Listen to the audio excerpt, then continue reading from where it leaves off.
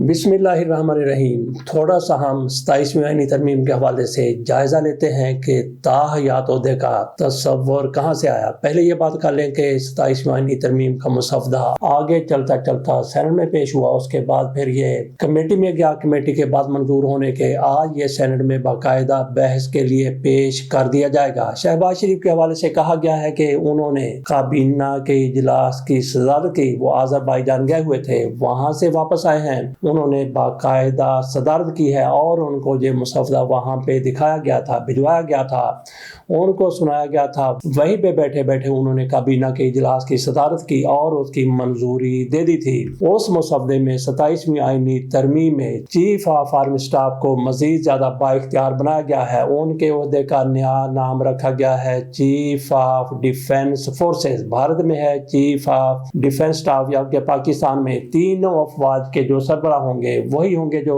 Chief of army staff है। दीगर अफवाज भी उनके अंडर आ जाएंगी। पहले तो जॉइंट सर्विसेज के अंडर तीनों अफवाज हुआ करती थी, लेकिन अब उनका ओहदा खत्म कर दिया गया है। ओहदा ही नहीं बल्कि उनका ऑफिस भी खत्म कर दिया गया है। साहिर शमशाद मिर्जा साहब पाकिस्तान के आखिरी जॉइंट सर्विसेज के चीफ होंगे। इस तरमीम के बाद जॉइंट सर्विसेज चीफ कोई भी नहीं होगा ताकि ये तरमीम खत्म न कर दी जाए। ये आप सोच रहे होंगे कि कैसे बात कर दी गई, ये तरमीम खत्म ना कर दी जाए। तरमीम में बहुत मजबूत होती हैं। जनरल ज़िया-उल-हक की तरफ से 8वीं तरमीम की गई, परवेज़ मुशर्रफ की तरफ से 17वीं आईनी तरमीम की गई। वही तरमीम जो 8वीं तरमीम थी जिसमें सदर के पास इख्तियार आ गया था कि वो असम्बलियों को और हुकूमत को तोड़ सकता है, और परवेज़ मुशर्रफ की तरफ से भी ये इख्तियार दोबारा से हासिल किया गया। दरमियान में मियां नवाज शरीफ साहब की हुकूमत आई, फारूक लगारी सदर थे, उन्होंने अपने इख्तियारात मियां नवाज शरीफ की रिक्वेस्ट पर सरेंडर कर दिए थे, और फिर उनके माबैन ऐसे भी इख्तलाफात हुए कि उन्होंने इस्तीफा दे के घर जाने को मुनासिब समझा।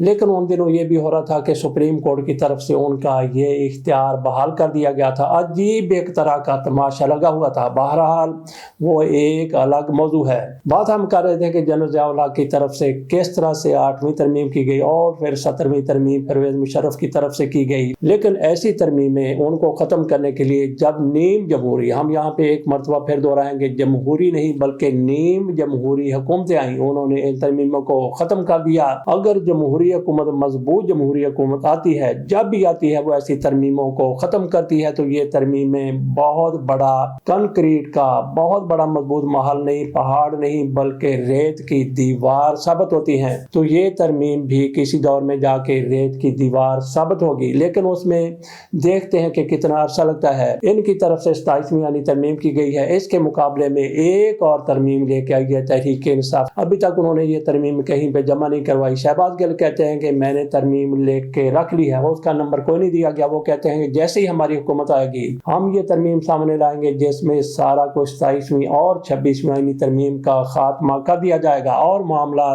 दोबारा से वहीं पे आ जाएंगे जहां पे 26वीं आईनी तरमीम से पहले थे।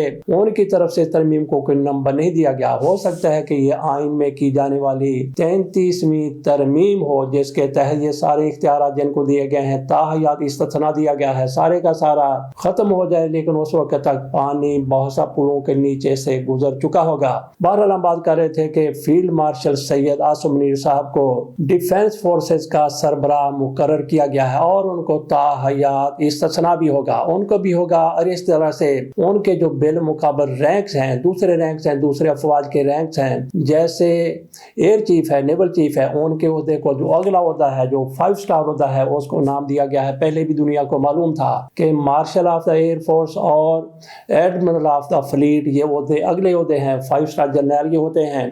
उनके बारे में भी कहा गया अगर पाकिस्तान में कोई ऐसा बनता है, फील्ड मार्शल होता है या फिर marshal of the air force होता है या फिर एडमिरल ऑफ द फ्लीट होता है, उनको भी ये सारी सहूलियात हासिल होंगी, वो भी ताहयात रहेंगे, उन पर किसी किस्म का कोई मुकदमा नहीं होगा। इसी तरह से सदर को भी इस्तिस्ना दिया गया है और ताहयात इस्तिस्ना दिया गया है। सदर जो भी करे, इससे पहले उन पर जितने भी मुकदमा थे, इससे पहले उनको जो भी अदालतों की तरफ से कहा गया था, सारा नील, सारा 0-0 हो गया। और आसिफ अली जरदारी साहब जो भी पाकिस्तान को कोई सदर पहले रहा है, उन पर किसी किस्म का कोई मुकदमा नहीं होगा, कोई गिरफ्तारी नहीं होगी। ताहयात उनको इस्तिस्ना मिल गया है। इस आईनी तरमीम के तहत जैसा कि मैंने पहले بات کی کہ کچھ ترمیمیں ریت کی دیوار ثابت ہوتی ہیں، اگر یہ ترمیم ختم ہوتی ہے پھر آصف علی زرداری صاحب کو جواب دینا پڑے گا اور باقیوں کو بھی جواب دینا پڑے گا۔ بات ہم نے شروع میں کی تھی کہ یہ آئیڈیا آیا کہاں سے کہ کسی کو تاحیات عہدہ دے دیا جائے تو پھر سیٹ بیلٹ باندھ لیجیے۔ خصوصی طور پہ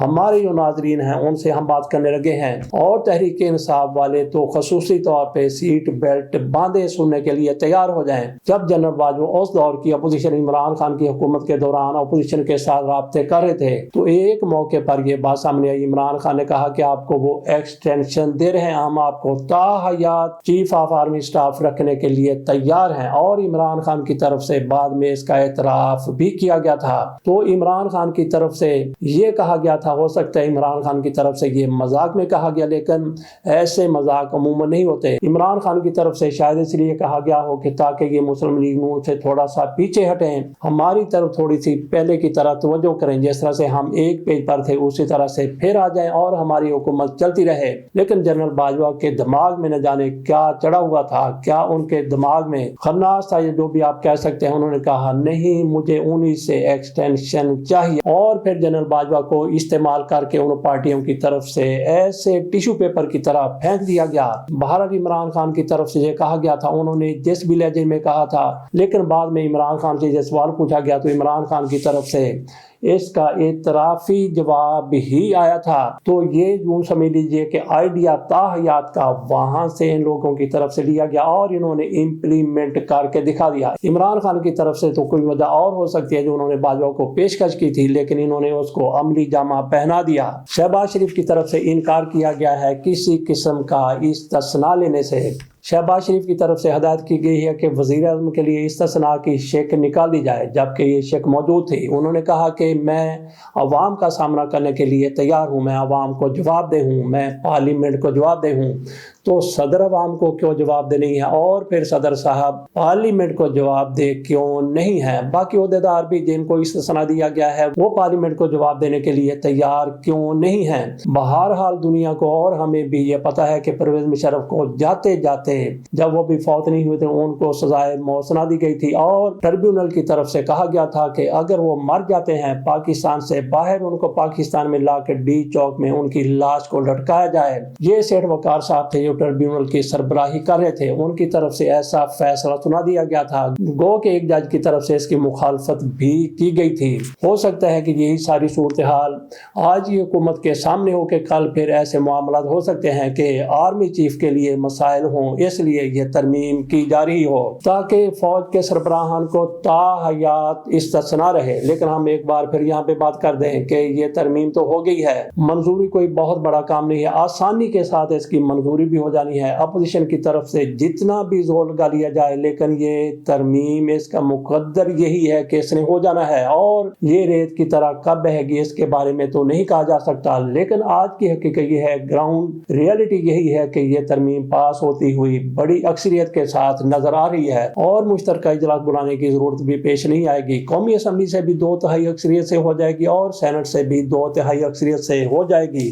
یہاں پہ بات کرتے ہیں کہ شہباز شریف صاحب کی طرف سے اپنے نمبر بہت زیادہ بنانے کی کوشش کی گئی ہے۔ انہوں نے کہا کہ ترمیم مجھے استثناء نہیں چاہیے، اس میں سے یہ نکال دیا جائے، میرا استثناء نکال دیا جائے۔ یہ شہباز شریف صاحب کی طرف سے انکار کیا گیا ہے یا پھر ان کو انکار کیا گیا ہے کہ نہیں بھائی شہباز شریف کو ایسی کوئی سہولت نہیں دینی، ایسی سہولت اگر ان کو دی جاتی ہے تو پھر عمران خان کو بھی دینی پڑ جائے گی۔ تو ناظرین 26ویں آئینی ترمیم ہوئی، 27ویں آئینی ترمیم ہوئی، وہ ہو سکتا ہے کہ آئندہ بھی آئینی ترمیم ہوتی رہے، اسی قسم کی ترامیم ہوتی رہیں، جیسا کہ وابڈا کی طرف سے کہا گیا تھا کہ میں تو 28ویں آئینی ترمیم کی تیاری کر رہا ہوں، آپ 27ویں آئینی ترمیم کو لے کے بیٹھے ہوئے ہیں، اور بھی ترمیمیں ہو سکتی ہیں، لیکن ایک بات بالکل واضح ہو گئی ہے کہ یہ ساری کی ساری ترمیمیں عمران خان کے خوف سے کی جا رہی ہیں، اور سارے کا سارا معاملہ عمران خان کی سیاست کے گرد ہی گھومتا ہے۔ اسی لیے کہتے ہیں کہ یہ لوگ آسانی کے ساتھ ترمیم کو منظور کر لیں گے، کیونکہ جیسے یہ تھوڑا سا ادھر ادھر ہونے کی کوشش کرتے ہیں کہ ان ان کو بتایا جاتا ہے، عمران خان کا چہرہ دکھایا جاتا ہے، بھائی ٹھیک ہے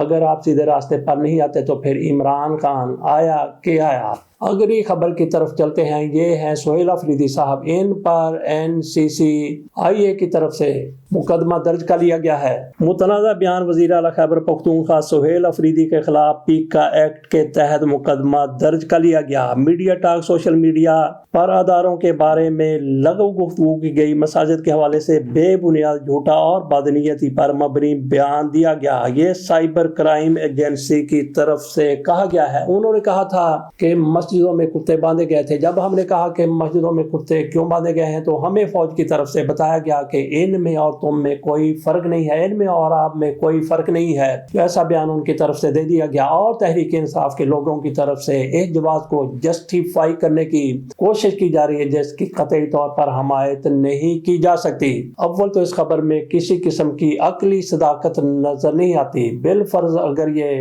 خبر درست بھی ہے تو کیا آپ فوج میں نفرت پیدا کر رہے ہیں؟ بالکل فوج کے خلاف یہ نفرت پھیلانے والی بات ہے، اور اگر کوئی شخص ایسا کرتا ہے تو پھر اس پر ایسا ہی مقدمہ درج ہوتا ہے۔ میرا خیال ہے کہ سہیل افریدی کو سوچ سمجھ کر بیانات دینے چاہیے۔ اس طرح سے دیکھیں کہ کتنی زیادہ نفرت فوج کے خلاف لوگوں کے دلوں میں پیدا ہو جاتی ہے، اور آپ کو پتا ہے کہ شہباز گل نے بھی اسی سے ملتا جلتا بیان دیا تھا اور ان کے ساتھ پھر کیا کچھ نہیں ہوا تھا۔ اس کے ساتھ اجازت دیجیے اور دیکھیے کہ 27ویں آئینی ترمیم کب منظور ہوتی ہے۔ اس کی منظوری لازم ہے کہ نومبر کے مہینے میں ہی ہو جائے، کیونکہ نومبر کے آخر میں جناب امین الدین صاحب کی ریٹائرمنٹ آ رہی ہے۔ ان کو ریٹائرمنٹ سے بچانے کے لیے، ان کو اگلا عہدہ دینے کے لیے، ان کو بڑا چیف بنانے کے لیے، یا پھر ان کی خدمات کے اعتراف کے لیے ہو سکتا ہے کہ آئینی بینچ کا کوئی اور سربراہ ہو جائے، لیکن انہوں نے جس طرح سے خدمات ان کی انجام دی ہیں ان کو ایکسٹینشن دینا بھی مطلوب ہے۔ اس لیے ترمیم اسی مہینے کے آخر سے پہلے منظور ہوتی ہوئی نظر آ رہی ہے۔ اجازت دیجیے، اللہ حافظ۔